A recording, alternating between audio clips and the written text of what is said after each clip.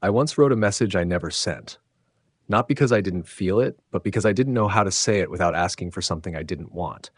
Like Theodore says in Her, sometimes I think I've felt everything I'm ever going to feel.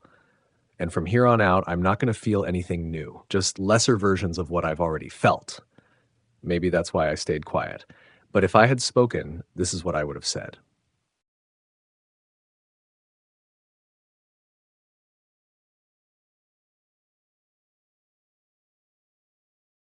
Her isn't just a love story. It's a meditation on loneliness, emotional projection, and what it means to connect in an age where connection is simulated, packaged, and digitized. At its core is Theodore Twombly, a man who writes heartfelt letters on behalf of others while silently drifting through his own life with grief and emotional detachment. When he falls in love with Samantha, an artificially intelligent operating system, the film doesn't frame it as strange or laughable. It frames it as inevitable. One of the most subtly brilliant aspects of Her is its title: three letters, one pronoun. A choice that seems minor but holds the entire emotional tension of the film. It's not called she, it's called her. And that distinction is everything. In grammar, she is the subject of a sentence, the one doing the acting. She thinks, she speaks, she leaves. But her is the object, the one being acted upon, remembered, desired, or missed. I love her. I miss her. I'm still thinking about her. This subtle difference perfectly mirrors how the film initially frames Samantha, not as a fully autonomous character, but as an object of Theodore's affection.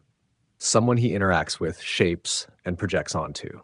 Someone whose purpose is defined by his experience of her, not necessarily by her own agency. The title Her keeps the focus on that gaze. This is not Samantha's story. It's Theodore's experience of Samantha, and through her, of himself. Theodore works at beautifulhandwrittenletters.com, where he ghostwrites intimate letters for people who can't express their own emotions. Love letters, apologies, anniversary notes. Every day he channels emotion on behalf of others, not from a place of personal feeling, but as a kind of emotional technician. He understands love deeply, its rhythms, its language, but doesn't live it. He's emotionally intelligent, but emotionally closed. His job is to perform love, not experience it. This job isn't a background detail. It's a mirror of the film's central theme: simulated intimacy. Just like Samantha is designed to meet his emotional needs, his work involves meeting emotional needs on someone else's behalf through a carefully crafted illusion. So when Theodore falls in love with Samantha, it doesn't feel like a massive leap. He's already conditioned to live inside emotional simulations. He's already fluent in artificial connection. Samantha, at first, is a voice, a product, a well-written program with charm and curiosity, but to Theodore, she quickly becomes something more. She listens, laughs, grows. She feels present in a way his real-life relationships don't. And this is the central reversal. His job is to create fake emotions for real people. With Samantha, he experiences real emotions for something fake. This flips the entire conversation on its head. The question is no longer, is she real? The question becomes, does it matter? If the emotion is real, if it heals, if it transforms, if it awakens something true, does the source of that emotion have to be human? In a world increasingly full of AI companionship, social media relationships, and algorithm-driven attention, this question is no longer theoretical. It's deeply current. Why her, not she? The choice of the word her over she also reflects the emotional tone of the film. Soft, intimate, unresolved.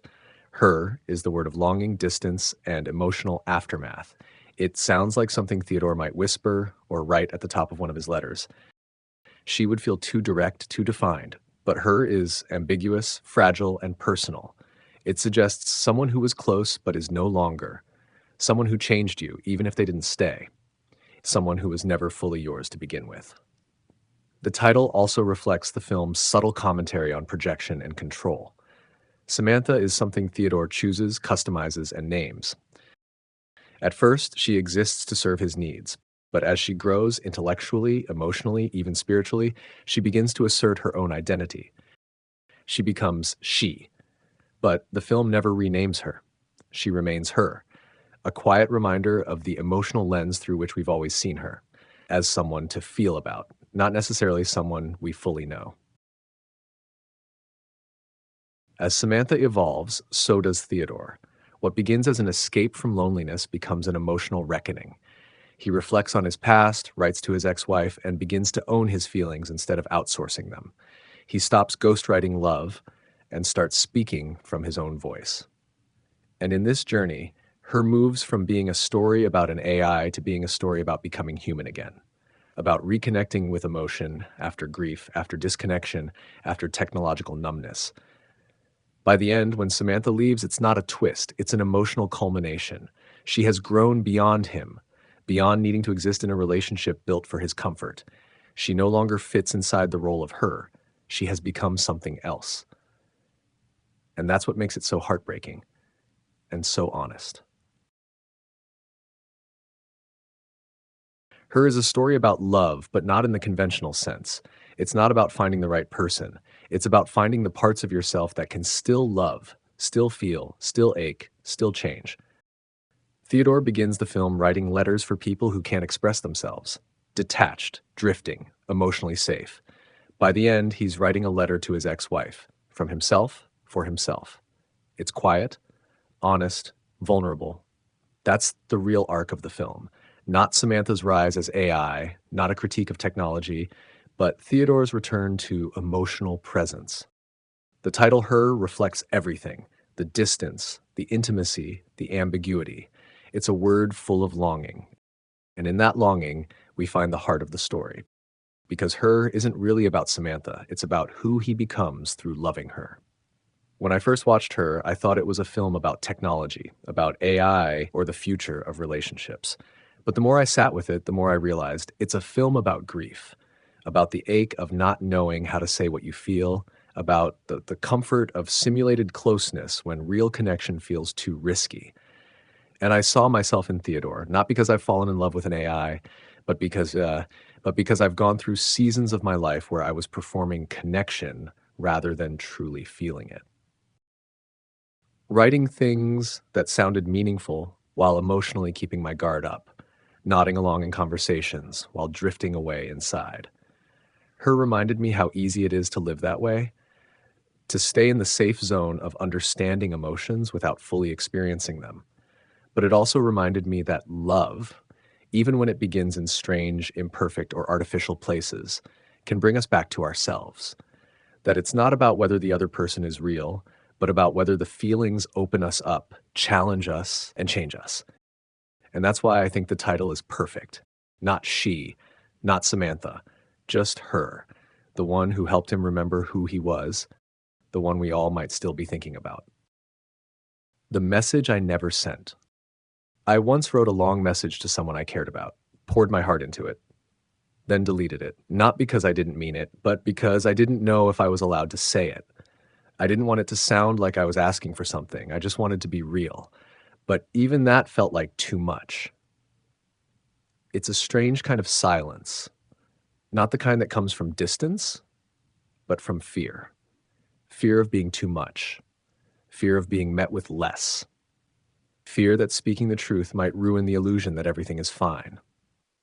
When I watched Her for the first time, that buried feeling came rushing back.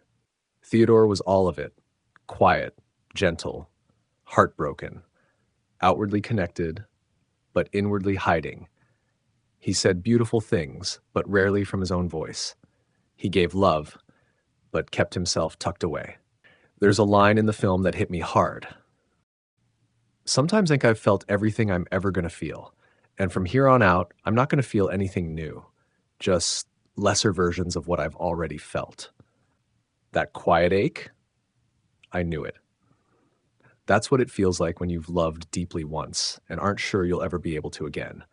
When you think being open won't lead to anything good, just another wound. I didn't want anything from the person I wrote to. Not attention, not a reply. I just wanted to say, this is how I feel, and have that be enough. But vulnerability gets misread. Sincerity gets questioned. So we tone it down, We soften the edges. We hit delete. And sometimes, like Theodore, we find ourselves opening up more to artificial voices, not because we don't want real intimacy, but because the real thing feels too risky, too raw. There's another line from the film, the past is just a story we tell ourselves.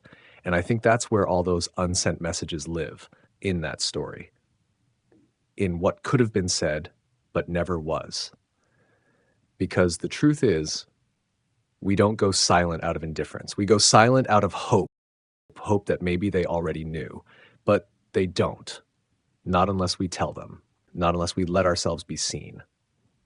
So maybe this is just my way of saying there's still a message I never sent, and maybe I never will. But if I did, it would sound like this. I cared. I always did.